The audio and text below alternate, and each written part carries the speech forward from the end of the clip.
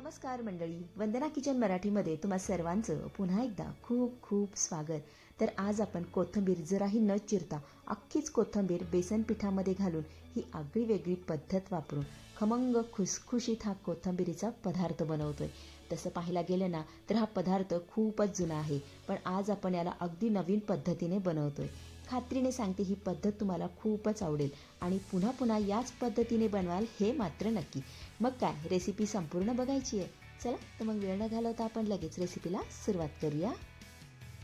तर सर्वात अगोदर ना आपल्याला एक वाटण तयार करायचं आहे. त्यासाठी मिक्सरच्या भांड्यामध्ये 5 ते 6 हिरव्या मिरच्या घालायच्यात. त्यानंतर एक गड्डी सोललेला लसूण यामध्ये घालूयात. अर्धा इंच आलं घालायचंय. त्यानंतर अर्धा चमचा यामध्ये आपण जिरं घालूयात. आता या सगळ्याचं ना मस्त असं आपल्याला वाटण तयार करून घ्यायचंय. चला, इथे आपल्या सगळ्या साहित्याचं मस्त असं वाटण करून तयार झालेलं आहे. हे बघा, आपण आता हे वाटण ना थोड्या वेळासाठी बाजूला ठेवूया. त्यानंतर इथे मी ना एक मोठं भांडं घेतलेलं आहे. आता यामध्ये घालूया 2 वाट्या बेसन पीठ. त्यानंतर ज्या वाटीने आपण बेसन पीठ मोजून घेतलं सेम त्याच वाटीने अर्धी वाटी यामध्ये आपल्याला ज्वारीचं पीठ घालायचंय. सोबतच घालूया अर्धी वाटी तांदळाचं पीठ. आता तयार केलेलं वाटण आपल्याला यामध्ये काढून घ्यायचंय. त्यानंतर अर्धा चमचा यामध्ये आपण लाल तिखट घालूया. अर्धा चमचा हळद. त्यानंतर 1 चमचा यामध्ये आपल्याला तीळ घालायचे. सोबतच घालूया चवीपुरतं मीठ. आता यामध्ये घातलेलं सगळं साहित्य आपल्याला चांगलं मिक्स करून घ्यायचंय.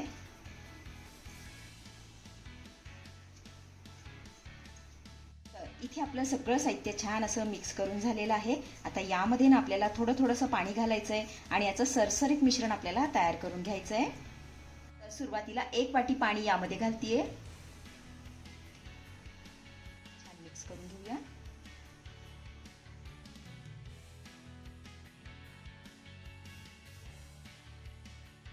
तर इथे आपलं सगळं साहित्य चांगलं मिक्स करून झालेलं आहे, पण हे मिश्रण ना मला थोडंसं घट्ट वाटतंय, त्यामुळे पुन्हा अर्धी वाटी पाणी यामध्ये मी घालतीये.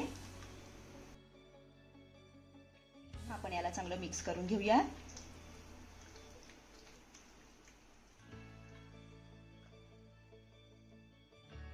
तर इथे तुम्ही बघू शकताय आपलं हे बेसन पिठाचं मिश्रण बनून तयार झालेलं आहे. आणि हे बघा, इतकं सरसरीत हे मिश्रण मी तयार करून घेतलेलं आहे. आता यामध्ये ना आपण कोथिंबीर घालूया. तर इथे मी ना एक जुडी कोथिंबीर घेतली आहे. कोथिंबीर निवडून स्वच्छ धुवून घेतलेली आहे. आता ही कोथिंबीर आपल्याला चिरायची नाही बरं का. हे बघा, देठासहित आपल्याला ही बेसन पिठाच्या मिश्रणामध्ये काढून घ्यायची आहे.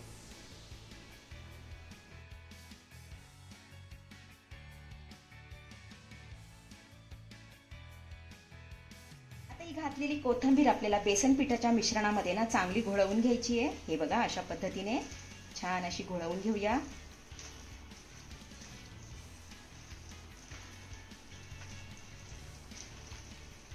तर इथे तुम्ही बघू शकताय कोथिंबीर मी बेसन पिठाच्या मिश्रणामध्ये ना चांगली घोळवून घेतली आहे. हे बघा, आपण आता ही ताटामध्ये काढून घेऊया.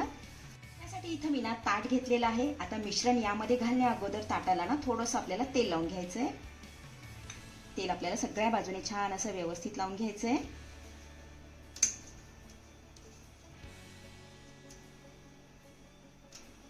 ताटाला आपल्या तेल लावून झालं की थोडेसे तीळ ना यावरती आपल्याला भुरभुरून घ्यायचे. हे बघा, आता हे कोथिंबीरीचं मिश्रण आपल्याला यामध्ये ओतून घ्यायचंय अशा पद्धतीने. हे बघा,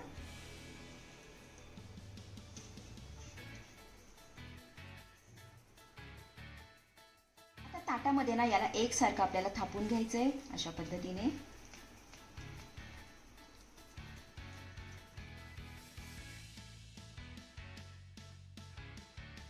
तर मिश्रण आपलं ताटामध्ये एकसारखं थापून झालं की वरनं देखील यावरती ना आपल्याला तीळ लावून घ्यायचे. हे बघा, अशा पद्धतीने तीळ आपल्याला यावरती भुरभुरून घ्यायची आहे. त्यानंतर इकडे ना कढईमध्ये पाणी गरम करण्यासाठी ठेवलं होतं. पाणी देखील आपलं चांगलं गरम झालेलं आहे. आता यामध्ये ना हे ताट ठेवून घेते. नंतर यावरती आपल्याला झाकण ठेवायचंय आणि 15 ते 20 मिनिटं आपल्याला हे मिश्रण ना चांगलं वाफवून घ्यायचंय. तर इथे ना 15 ते 20 मिनिटं झालेली आहेत. यावरच मी झाकण काढतेय. त्यानंतर याला हात लावून बघायचा आहे.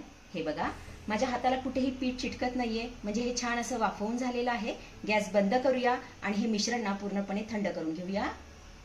तर इथे ना आपलं हे मिश्रण पूर्णपणे थंड झालेलं आहे. आपण आता याच्या वड्या कट करून घेऊया.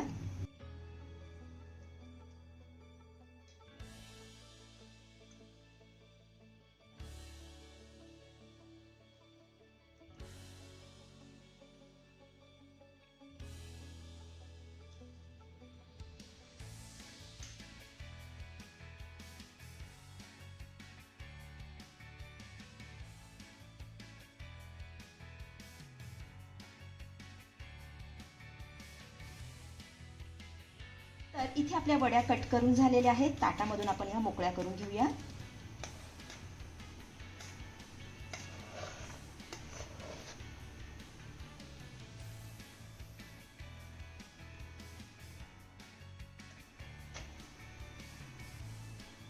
इथे तुम्ही बघू शकताय ताटामध्ये सगळ्या वड्या मी छान अशा मोकळ्या करून घेतलेल्या आहेत. तर कोथिंबीर आपण जरा देखील चिरून घेतली नाही, अख्खीच कोथिंबीर टाकली होती.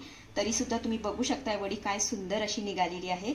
आता ह्या वड्या तुम्हाला सगळ्या तळायच्या नसतील तर काय करायचं, हवाबंद डब्यामध्ये भरून फ्रीजमध्ये ठेवायच्या. 4 ते 5 दिवस या वड्या छान अशा टिकतात. हवं तेव्हा तुम्ही ह्या वडीना तळून खाऊ शकता. आता यामधल्या काही वड्या मी तुम्हाला तळूनही दाखवतेय. कढईमध्ये तेल देखील आपलं चांगलं गरम झालेलं आहे. आता यामध्ये ना एक एक वडी मी सोडून घेतेय.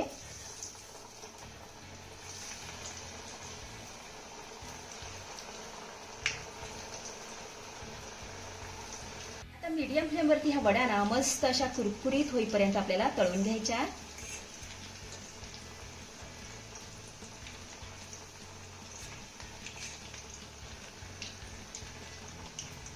तर इथे तुम्ही बघू शकताय वडीचा रंग बदललेला आहे, मस्त असा सोनेरी रंग आलेला आहे. तर आपली ही वडी ना छान अशी कुरकुरीत तळून झालेली आहे. काढून घेऊया. तर इथे आपली कोथिंबीर न चिरता खमंग खुसखुशीत कोथिंबीर वडी बनवून तयार झालेली आहे. चवीला एकच नंबर लागते. अतिशय साधी आणि सोपी रेसिपी आहे, नक्की करून बघा. तर मंडळी, कशी वाटली आजची रेसिपी? आवडली आहे का तुम्हाला?